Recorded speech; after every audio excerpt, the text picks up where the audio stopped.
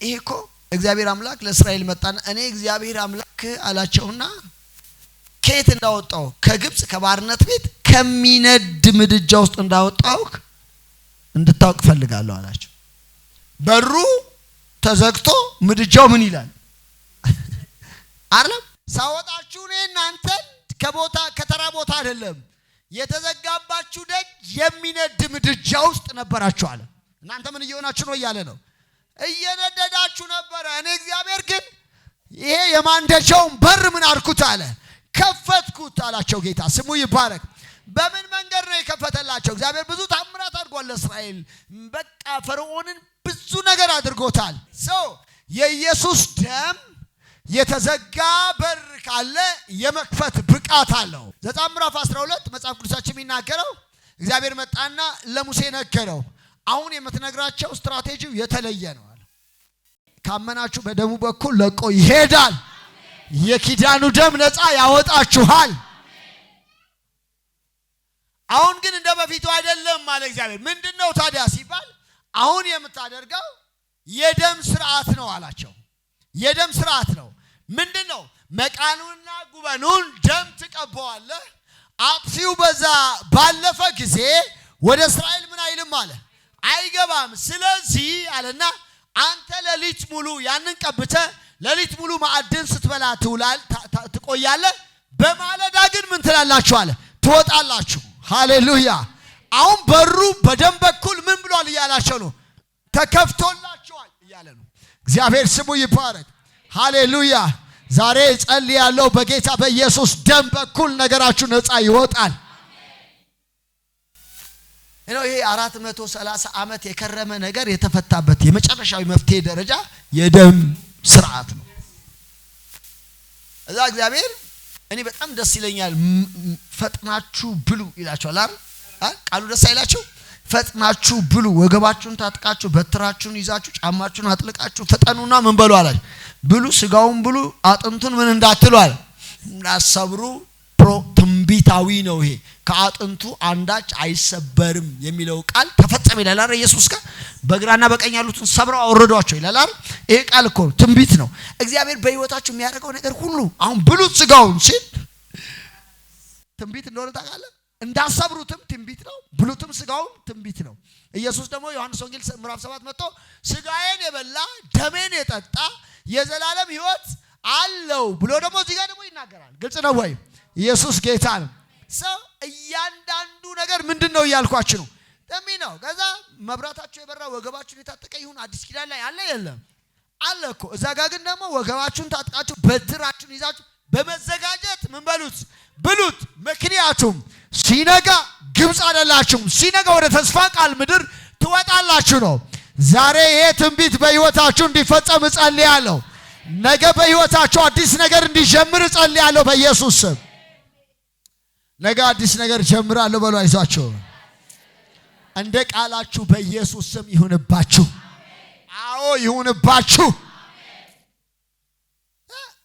እንደዛ ተዘጋጅተው ሲወጡ ማለዳ ላይ የሚያደርጉት አንድ ነገር ብቻ ነው። ከግብፃውያን ብርና ወርቅ ጠይቁ አይደል? ግብጽ ፈርታቸው ነበርና በመውጣታቸው ምን አላቸው ይላል? ደስ አላቸው። እየሰጡ በመውጣታቸው ምን ይላልቸዋል? ደስ ያለበት ምክንያት ምን ነው? ብራቸውን ወርቃቸውን ስለሰጡ ሳይሆን በብር ይለፍልን በወርቅ ይለፍልን ሞቱ። ገብታችኋል ወይ? ኢየሱስ ጌታ ነው። ዛሬ በከበረ ነገር በኢየሱስም በሮች ተከፍቶ ትወጣላችሁ።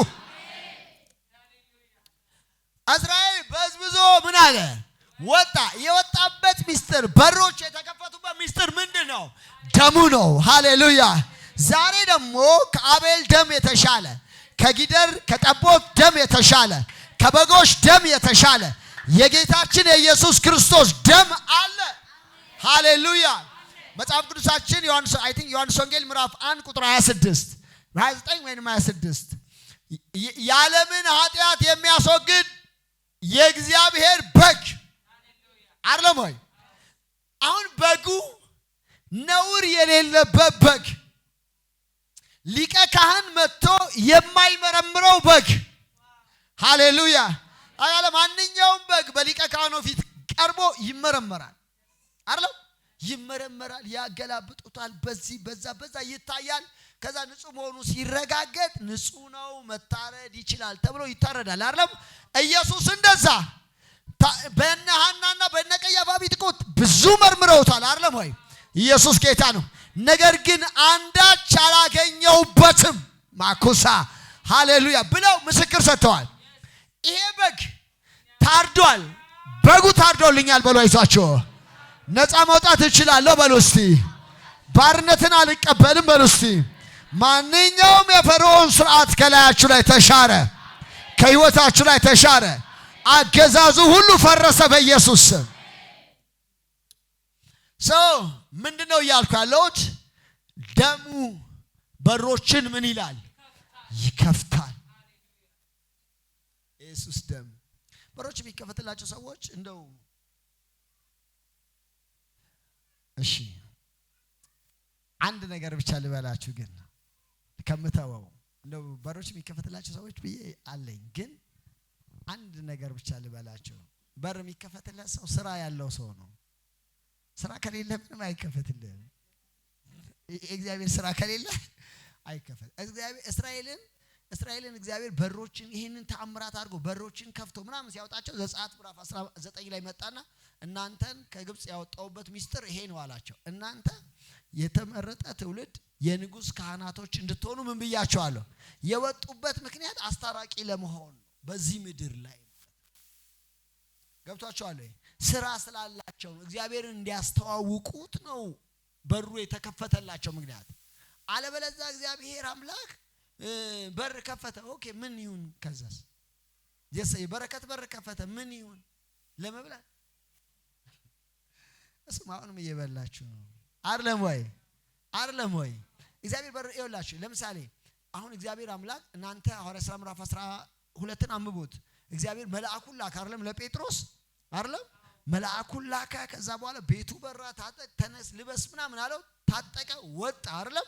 የነሐሱ ደጅ አውቆ ተከፈተ። ስንሰብከው ደስ ይላል አይደል? እግዚአብሔር ለምንድን ነው ለጴጥሮስ የከፈተለት? ስራ አለው አይደለም ወይ? ገና ወንጌል በጴጥሮስ መሄድ መንቀሳቀስ አለበት። ስለዚህ የሰው ሊዘጋበት ምን አይልም። በሮ የነሐሱ ደጅ አውቆ መከፈት አለበት። ሃሌሉያ። እኔም ዛሬ ጸልያለሁ የእግዚአብሔር ስራ ላለባችሁ፣ የእግዚአብሔር አጀንዳ ላለባችሁ እግዚአብሔር በሮችን ቢከፍት እንደዚህ ቢሆን ብላችሁ የተሳላችሁ ለእናንተ ትንቢት አለኝ። በጌታ በኢየሱስም በሩ አውቆ ይከፈታል። የነሐሱ ደጅ ሰምቶ ይከፈታል። ሃሌሉያ። በሮች ተከፍቶልኛል በሉ እስቲ። አው ስራ ላላቸው ሰዎች እግዚአብሔር በሮችን ምን ይላቸዋል? ይከፍትላል። ስራ ከሌለ ግን ቢከፈትም ባይከፈትም ዘሴም ነው አይደል ወይ? ማለት የእግዚአብሔር ስራ የሌለውን ሰው እኔ ዲፋይንስ አድርገው ምን መሰላችሁ ብዬ ማስል። ለምሳሌ ሰውየው እስር ቤትም ሆኖ እስረኛ ነው አይደለ? ወጥቶም እስረኛ ነው አይደል? የእግዚአብሔር ስራ የሌለው ሰው እስረኛ ነው አይደል? የሆነ ነገር እስረኛ ነው። ስለዚህ የሚሻለው ምንድነው? እዛው እስር ቤት ውስጥ ገብታችኋል ወይ? የእግዚአብሔር ስራ ይብዛላችሁ። መልካሙን ስራ ለመስራት በኤፌሶን ምዕራፍ 2 ቁጥር 10 አይደል? መልካሙን ስራ ለመስራት በክርስቶስ ኢየሱስ ዳግመኛ ምን አለን ይላል? ተፈጠርን አይደል? ዳግመኛ የተፈጠርንበት ዋነኛ ስራ እግዚአብሔር ያዘጋጀው መልካም ስራ አለ። የኢየሱስ ክርስቶስ ደም በሮችን ምን ይላል አልኩኝ? ይከፍታል። ሁለተኛ የኃጢአትን ኃይል ይሰብራል። ህዝቡን አለ ገና ሲወለድ መልአኩ መጥቶ ሲናገር ከኃጢአታቸው ያድናቸዋልና ስሙን ማን ትይዋለሽ አለ? ኢየሱስ ትይዋለሽ። ኢየሱስ ማለት አዳኝ፣ ታዳጊ፣ ቤዛ ማለት ነው። ስለዚህ ኃጢአት ጉልበት የለውም። በክርስቲያን ማህበረሰብ ውስጥ ኃጢአት የሚባለው ነገር ኃይል የለውም። ምክንያቱም ኢየሱስን ስትቀበሉ የኃጢአት ጉልበት ምን ተብሏል? ተሰብሯል። እግዚአብሔር በሰማይና በምድር መካከል ምልክት አድርጎ ያስቀመጠው ኢየሱስ ብቻ። እሱን ስስቱት፣ ምልክቱን ስስቱት፣ ሁሉ ነገር ስታችሁ ወደ ገደል ትወድቃላችሁ። ምልክቱን ስታገኙት ደግሞ የኃጢአት ኃይል ከህይወታችሁ ላይ ይሰበራል። መጽሐፍ ቅዱሳችን አንደኛ ዮሐንስ ምዕራፍ 1 ቁጥር 7 ላይ የኢየሱስ ክርስቶስ ደም ከኃጢአት ሁሉ በሉ እስቲ ከኃጢአት አረ በደንብ በሉ። አንዳንዱ አለ መሰለኝ እሱን አሁን እንደው እግዚአብሔር ይምረዋል የሚል አለ አይደል? ድሮኛ ወደ ጌታ መተናል ስንላቸው እና አይመስላቸውም ነበርና በቃ ትንሽ ጊዜ ነው እስቲ ምናምን ይላል። ትንሽ ጊዜ ነው ሲሉ አረጁ እነሱ ራስ ጊዜው ሄደ ቆየ በቃ። ሃሌሉያ ኢየሱስ ጌታ ነው። የኢየሱስ ደም ግን የኃጢአት መፍትሄ ነው። ኃጢአት እግዚአብሔር መፍትሄ ሰጥቶታል። በክርስቶስ በኩል ዲል አድርጎታል፣ አናግሮታል። ኃጢአት ተሸንፏል፣ ጉልበት የለውም። በእናንተ ህይወት ላይ መሰልጠን ምን አይችልም። እግዚአብሔር ስሙ ይባረክ። ስለዚህ የኢየሱስ ደም ከኃጢአት ሁሉ ምን ይላል? እውነቴን ነው የምነግራቸው። አትከሰሱ፣ እሺ አትከሰሱ። ሰይጣን አሁን የመክሰስ ስልጣኑን ምን ብሎታል? አጥቶታል። በጥንት ዘመን ታስታውሳላችሁ ታላቁን ነብይ በዘካርያስ በኩል ታላቁን ካህን ኢያሱን ይከሰዋል። እግዚአብሔር ደግሞ ስለ ኢያሱ ያለው አመለካከት ሌላ ነው እና ምን ብሎ ያስበዋል ታውቃላችሁ? የእስራኤል ቅሬታ ናቸው እነዚህ። እስራኤል 70 ዓመት በባቢሎን ሲያሳልፍ ከቀሩት ሰዎች ትንሽ ከጥቂቶቹ እሱ ነው አንዱ፣ ለዛውም ካህን ነው እና መተዋል። እዚህ ቤቱ ስራ ጋር ምናምን መተዋል። ወደ እስራኤል ተመልሰዋልና ተመልሰው መተው ስራም ለመስራት ምንም ተፍተፍ ይላሉ ሲሉ ግን ኢያሱ ልብሱም ጥምጣሙም አድፏል በዛ ወቅት እና የነብዩ አይን ተከፈተ። ሲከፈት ሲያይ ሰይጣን በቀኙ ቆሞ ይከሰዋል። ለናንተ እግዚአብሔር ነው በቀኛችሁ የሚቆመው። አዲስ ኪዳን ላይ ሰይጣን በእኛ ቀኝ ሊቆም ምን አይልም፣ ስፍራውን አጥቶታል። ከበጉ ደምና ከምስክርነታቸው ቃል የተነሳ ምን አረጉት ይላል? ድል ተነሷል። አዛ ግን ይከሰው ነበር። ኢያሱ ራሱ መከሰሱን ምን አይልም፣ አያውቅም። ነብዩ ነው ያየው፣ ካህኑ አላየም። አስተውላችሁታል? እናንተ ሳታውቁ ከሳሽ ቆሞባችሁ ማለት ነው። ማንተ ፊት ሊቆም አይገባውም እያለ እሱ እንደዚህ አይነት ሰው ነው እያለ የሚናገር፣ እናንተ ግን ዝም ብላችሁ ስራችሁን ምን እያላችሁ ነው? እየሰራችሁ ማለት ነው። እና ነብይ በመካከል አይታጣ። ሃሌሉያ ኢየሱስ ጌታ ነው። ኢየሱስ እንኳን ብሏል በኢየሩሳሌም ነብይ እነዚህን ሰዎች ጋር ሊታጣ ምን አይልም ብሏል። ነብይ ሊታጣ አይገባም። ሰይጣን ነቢያቶችን ፋይት የሚያደርግበት ምክንያት በጣም ፋይት ያደርጋቸዋል አይደል? እኛ ሀገር አብሶ አንድ ደምቡሎ ያልሰሩ ሰዎች አንድ በእግዚአብሔር መንግስት ምንም አይነት አሻራ የሌላቸው ሰዎች ግን ተነስተው ለመናገር አፋቸው በጣም ትልልቅ ሰዎች አሉ። በእውነት የምነግራችሁ በመጨረሻው ዘመን እንደውም እግዚአብሔር ለነቢያቱ ሳይነገር የሚያደርገው ምንም ነገር የለም። የሚያደርገውን ነገር ሁሉ ለኛ ነግሮ ነው የሚያደርገው። ይሄ የሚያመው ሰው ካለ በጣም ይመመው ይነግረናል ያደርግ ያለውን ሁሉ ማለት ነው። እውነቴን እኮ ነው የምናገረው። የመጨረሻው እኮ ፋይት እኮ በነቢያት በሐሰተኛው ነብይና በነቢያቶች መካከል የሚደረግ ጦርነት እኮ ነው አይደለም ወይ? ይኸውላ መሲሁ የሐሰተኛው መሲህ ከመምጣቱ በፊት እኮ መንገድ የሚጠርግለት እኮ ሐሰተኛ ነብይ የሚባለው እኮ አለ። ገብቷችኋል? ሐሰተኛ ነብይ የሚባለው አለ። እነዚህ እውነተኞች ነቢያቶች እኮ መጀመሪያ ፋይት የሚያደርጉት ከሐሰተኛው ነብይ ጋር እኮ ነው። እነሱ ሊጠፉ ምን አይሉም። እና ነብይ መኖሩ ጥሩ ነው። ሰውየው ካህን ነው፣ አገልጋይ ነው፣ ህዝብ ያስታርቃል፣ ምናምን ያደርጋል። ብዙ እየሰራ ግን ከሳሽ አለበት አላየው። እና እንደዚህ ያለ እግዚአብሔር ሃሌሉያ ሲከሰው ሰይጣን እግዚአብሔር ምን ይበላል? ዛሬም የሚከሳችሁን እግዚአብሔር ይገስጽ ብየዋለሁ። እግዚአብሔር ይገስጽ ብየዋለሁ። የነቢያቶች ከሳሽ ካለ እግዚአብሔር ይገስጸው። የሐዋርያቶች ከሳሽ ካለ እግዚአብሔር ይገስጸው። ከሳሽ አንዱ ስም እኮ ከሳሽ ነው አይደል የሚለው መጽሐፍ ቅዱስ። ክስ የሚከስሰው የዛኛው ወዳጅ ነው። ገብታችኋል ወይ? ኢየሱስ ጌታ ነው። እና ይሄ ከእሳት ያመለጠ ትንታግ አይደለም እንዴ ያለው አይደል? ትንታግ ማለት ከእሳት ያመለጠ ትንታግ ማለት ለምሳሌ በዚህ ምሳሌ በነግራችሁ ጥሩ ነው። ከሰል ስታነዱ እየተንጣጣ ምናምን ነው ከሰሉ ፍሌም ብሎ የሚወጣው አይደል? ጀስት እንደዛ ከሚነደው አመድ ከሚሆነው መካከል ነጥሮ የወጣ ሰው ነው እንዴት ልትከሰው ደፈርክ አይነት ነው። እግዚአብሔር ስሙ ይባረክ። ሃሌሉያ። ከዛ ግን እግዚአብሔር አምላክ ቸር ስለሆነ ሰይጣንን ገሰጸውና ኢያሱም ላይ ድማሙን ጥምጣም አውልቁለት ልብስ ምናምን አለና እግዚአብሔር በኢያሱ ላይ አዳኘለት ይላል። በፊቴ ብትቆም ታዚ እንደዚህ ብታደርግ በፊቴ ከሚቆሙት ጋር መግባትን ሰጥካለሁ ብሎ ጭራሽ ሌላ ነገር አወራው። ሰው ጥንት ዘመን ምን ይል ነበር እያልኳችሁ ነው? ይከስ ነበር። አሁን ግን መክሰስ ምን አይልም አይችልም። አሁን መጽሐፍ ቅዱስ ሰይጣን እንደ መብረቅ ከሰማይ ሲወድቅ አየው። በሰማይም ሰልፍ ሆነ። በሰማይ ምን ሆነ? ሰልፍ ሆነ፣ ውጊያ ሆነ ማለት ነው። እሺ ሚካኤልና መላእክቱ ዘንዶውን ተዋጉት። ሚካኤልና መላእክቱ ዘንዶውን ምን አሉት? ተዋጉት። እሺ ዘንዶውም ከመላእክቱ ጋር ተዋጋቸው፣ አልቻላቸው። ከዚያም ወዲያ በሰማይ ስፍራ አልተገኘም። በሰማይ ምን አልተገኘም ማለት በደንብ አድርጋችሁ ይሄን ስሙት። በሰማይ ምን አልተገኘም? ስፍራ። ለሰይጣን በሰማይ ስፍራ ምን አላለለትም? አልተገኘለትም። በእናንተም ዘንድ ስፍራ ካልሰጣችሁት ስፍራ አልተገኘለትም ሊባል ይችላል። ለምሳሌ ጌታ ኢየሱስ ሰይጣንን አለና ከሰማይ እንደ መብረቅ ሲወድቅ ምን አልኩታል? አየሁት። እናንተም ሊታያችሁ የሚገባው ምኑ ነው? መውደቁ ነው። እሺ ስፍራ አልተገኘለትም። ዓለሙንም ሁሉ የሚያስተው ዲያብሎስና ሰይጣን የሚባለው ታላቁ ዘንዶ እርሱም የቀደመው እባብ ተጣለ። የቀደመው እባብ ምን አላል? ተጣለ። እሺ ወደ ምድር ተጣለ። ወደ ምድር ወዴት ነው የተጣለው? ወደ ምድር። እሺ መላእክቱም ከእርሱ ጋር ተጣሉ፣ አብረውት ያሉ ሲሰው ተጣሉ። እሺ ታላቅም ድምጽ በሰማይ ሰማሁ እንዲህ ሲል አሁን የአምላካችን ማዳንና ኃይል መንግስትም የክርስቶስ ስልጣን ሆነ። የክርስቶስ ምን ሆነ አለ? ስልጣን ሆነ። የክርስቶስ ምን ሆነ አለ? ስልጣን ሆነ። ይኸውላችሁ ይሄንን ቃል አዲስ ኪዳናዊ ማርጋችሁ መውሰድ በጣም ያስፈልጋል። ሰይጣን ወድቋል፣ ተጥሏል፣ ልክ ነው።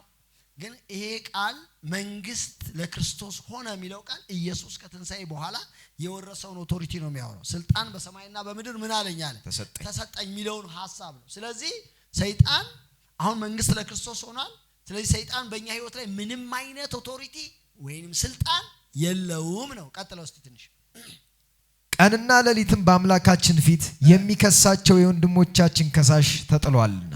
ቀንና ሌሊት በአምላካችን ፊት የሚከሳቸው የምኖች አለ? የወንድሞቻችን ከሳሽ። ዋው ተጥሏል። የማይከሰው የለውም። ኢያሱን ካገኘ ይከሰዋል። የሆነን ሰው ካገኘ የወንድሞቻችን ከሳሽ ምን ብሏል አለ? ወድቋል። አሁን ሰይጣን እኛን በእግዚአብሔር ፊት መክሰስ ምን አይችልም። ስለዚህ ግን ስትራቴጂውን ቀይሮ ምን እንደሚያደርግ ልንገራችሁ። ትንሽ አንብበውና እነርሱም ከበጉ ደም የተነሳ ከምስክርነታቸውም ቃል የተነሳ ድል ነሱት፣ ነፍሳቸውንም እስከ ሞት ድረስ አልወደዱም። ስለዚህ ሰማይና በውስጡ የምታድሩ ሆይ ደስ ይበላችሁ። በሰማይ ያላችሁ ደስ ይበላችሁ። ምክንያቱም ከሳሽ ምን ብሏል? ከላይ መላእክቱ አሁን ደስታ ላይ ናቸው፣ ፌስታ ላይ ናቸው። በመካከላቸው ያለው ከሳሽ ወድቋል፣ ምናምን ተጥሏል። በምድር ግን ወዮ። እስቲ ቀጥለው። ለምድርና ለባህር ወዮላቸው። ዲያብሎስ ጥቂት ዘመን እንዳለው አውቆ በታላቅ ቁጣ ወደ እናንተ ወርዷል፣ ተናዶ ወደ እናንተ መጥቷል። በምድር ለሚኖሩ ወዮላቸው። ምንድነው ወዮ የሚያስብለው ነገር? እላይ መክሰስ ስለማይችል ሰዎችን እዚህ ምድር ላይ በራሳቸው ህሊና ምን ይላቸዋል? ይከሳቸዋል። የዛሬ የሆነ ነገር አመትየው የመጣውን ነገር ዛሬ አንተ እኮ ማለት ነው የዛሬ እንትን ትዝ ይላል እንዴ ምናምን ሲላቸው ሽምቅቅ ያደርጋቸዋል። ኢየሱስ ጌታ ነው። አሜን። ግን የኢየሱስ ደም ግን ከኃጢአት ሁሉ ምን ይላል? የዘሬ የአያቴ የቅድመ አያቴ እንዲያርገው ይሆን ቅድመ አያቴ እንዲሆን አባቴ እንደዚህ ስለነበረ እናቴ እንደዚህ ስለነበረ አይሰራም። አሁን እኛ በክርስቶስ ኢየሱስ ደም ሌላ የህይወት ስርዓት ውስጥ ገብተናል። ሃሌሉያ! እግዚአብሔር ስሙ ይባረክ። ደሙ የኃጢአት መፍትሄ ነው። በሉስቲ ደሙ የኃጢአት መፍትሄ ነው። አዎ። ሶስተኛና የመጨረሻ ደሙ ወደ እግዚአብሔር ያቀርባል። ራዕይ ምዕራፍ 10 ከቁጥር 21 ጀምሮ አዲስ መንገድ አለ። በሉስቲ አዲስ መንገድ አለ። ያ መንገድ የኢየሱስ ደም ያለበት ነው። በለው ያ መንገድ የኢየሱስ ደም ያለበት ነው። እንግዲህ ወንድሞቼ ሆይ እሺ በመረቀልን በአዲስና በሕያው መንገድ በአዲስና በምን መንገድ አለ? በሕያው መንገድ። ይሄ መንገድ አዲስ ነው፣ ደግሞ የሞት መንገድ አይደለም፣ ሕያው ነው። ገብቷችኋል ወይ? እግዚአብሔር ስሙ ይባረክ። በጣም ድንቅ ቃል ነው ይሄ ቃል። ማንም ሰው ሄዶበት አያውቅም። እና አብርሃም አልሄዱበትም፣ እና ይስሐቅ እና ያዕቆብ አባቶቻችን አልሄዱበትም በዚህ መንገድ። አሁን በመረቀልን በሕያውና በአዲስ መንገድ እንሂድ አለ። ሃሌሉያ። መንገዱ ቀላል ነው በሉ እስቲ። መንገዱ ቀላል ከባድ አይደለም በሉ። እሺ ቀጥለው። በመረቀልን በአዲስና በሕያው መንገድ ወደ ቅድስት በኢየሱስ ደም በመጋረጃው ማለት በስጋው በኩል እንድንገባ ድፍረት ስላለን በመረቀልን አለና በአዲስና በሕያው መንገድ በኢየሱስ ደም ማለትም አለና በመጋረጃው በስጋው በኩል ወደ አብ መግባት አለን። ሃሌሉያ። በኢየሱስ ደም በኩል ወደ አብ ገብታችሁ አብ እናንተን አለመቀበል አይችልም። ስለዚህ ወደ እግዚአብሔር ሕልውና ስንገባ የኢየሱስን ደም በላያችን ላይ እንጠራለን። ሃሌሉያ። መጽሐፉ የሚያወራው ያንን ነው። በኢየሱስ ደም በኩል ማለትም አለና በመጋረጃው በኩል ወደ አብ መቅረብ አለን። ሃሌሉያ። እግዚአብሔር ስሙ ይባረክ። ደሙ በሉ እስቲ ወደ አብ የምቀርብበት ነው በሉ። ሃሌሉያ። ከዚህ በላይ ምን አለ? ወደ አብ ከመቅረብ በላይ ምን አለ? እቺን የመጨረሻዋን ቃል ወደ አብ የምትለዋን እስቲ በመረቀልን ማለትም በስጋው በኩል ማለትም በመጋረጃው ከምትለው እስቲ አንብባታል። በኢየሱስ ደም በመጋረጃው ማለት በስጋው በኩል እንድንገባ ድፍረት አለን። ወዴት ነው የምንገባው? በኢየሱስ በኩል አልፈን ወዴት ነው የምንገባው? ወደ አብ ነው የምንገባው አይደል? ወደ አብ እኮ ማንም ሰው መግባት አይችልም። ታውቃላችሁ ይሄን? ወደ አብ መግባት እንደማይቻል ታውቃላችሁ? ወደ አብ መላእክት አይገቡም። እኔ ይህንን ምስጢር ሳነብ ይህንን ምስጢር ሳስብ እኔ ለራሴ እንኳን እንበይን ይመጣ። ወደ አብ ይውላችሁ እሱ ብቻ የማይሞት ነው። በማይደፈር ብርሃን ውስጥ ይኖራል። ማንም ሊያየው አይችልም አይደል? ደግሞ ምን አላለውም? አላየውም አይደል? የማይሞተው የማይደፈር ብርሃን ውስጥ የሚኖረው አብ አባት ነው፣ ለማንም ያልታየ በየትኛውም ዘመን ውስጥ። መጽሐፍ ቅዱሳችን ግን በኢየሱስ ክርስቶስ ደም በኩል ማለትም በመጋረጃው ወደ አብ መግባት አለን። መጽሐፍ ቅዱስ ያነ አብን ማግኘት የምትችሉት ህልውናውን መገኘቱን ማሽተት የምትችሉት በክርስቶስ ኢየሱስ ደም በስጋው በኩል ብቻ ነው። እግዚአብሔር ስሙ ይባረክ። ሃሌሉያ። ደሙ ድፍረት ካልሆናችሁ ሌላ እግዚአብሔር ድፍረት የሚሰጣችሁ ነገር ወደ አብ ለመግባት ድፍረት አለን አይደል የሚለው። ሌላ ምንም ድፍረት ሊሰጣችሁ የሚችለው ነገር ጾማችሁ ጸሎታችሁ ምናምን አጽሙ ደግሞ አላልኩም።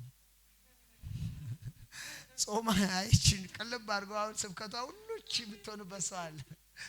ከዚህ በኋላ እንደዛ አይደለም። ስለ ጾምን ስለ ጸለይን ምናምን ስላገለገልን ምናምን እሱ ሌላኛው ፓርት ነው። በኢየሱስ ደም የማይመካ ሰው በጸሎቱ የሚመካ ከሆነ ወድቋል። በኢየሱስ ደም የማይመካ ሰው በጾሙ የሚመካ ከሆነ ወድቋል። ልንመካበት የሚገባው ነገር ካለ የክርስቶስ ኢየሱስ ደም ነው። ድፍረታችን ያ ስለሆነ ጌታ ስሙ ይባረክ። ሃሌሉያ። የኢየሱስ ደም ድፍረቴ ነው በሉ እስቲ። አዎ በቃ ያ ካልሆነ ምን ዋጋ? ለጌታ ክብር